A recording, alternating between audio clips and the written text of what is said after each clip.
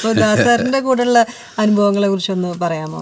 അവിടെ അല്ല ഞാൻ പറയണത്, ഈ കലാഭവനിൽ ഇരിക്കുമ്പോഴാണ് ഞാൻ പങ്കെടുത്തിരിക്കുമ്പോഴാണ് ദാസേട്ടൻ്റെ അവിടെ നിന്ന് കോള് വന്നത്. ദാസേട്ടൻ്റെ ഒരു സെക്രട്ടറി ഉണ്ട്, ഒരു പോൾ എന്ന് പറഞ്ഞിട്ടൊരാൾ ചുള്ളിക്കല്.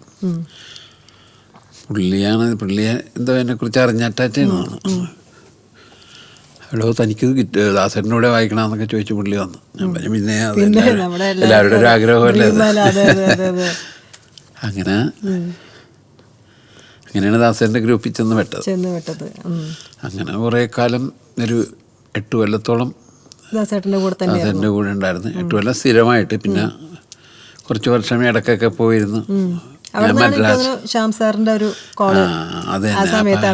സമയത്ത് ദാസേട്ടനായിട്ടുള്ള പരിചയത്തിന്റെ സമയത്തായിരുന്നു ഈ തരങ്ങിണി സ്റ്റുഡിയോ ഒക്കെ തുടങ്ങിയത്.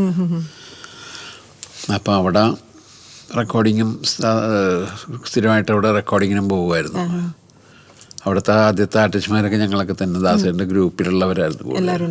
പിന്നെ തിരുവനന്തപുരത്തുള്ള കുറേ നല്ല ആർട്ടിസ്റ്റുമാർ, നമ്മുടെ മോഹൻ സിതാരയൊക്കെ വയലിനൊക്കെ വായിക്കും വരുമായിരുന്നു. ആ സമയത്തൊക്കെ ഒരുപാട് ആൾക്കാരെ കാണാനുള്ള ചാൻസുകളും കിട്ടുമായിരുന്നു അല്ലേ? അതെ.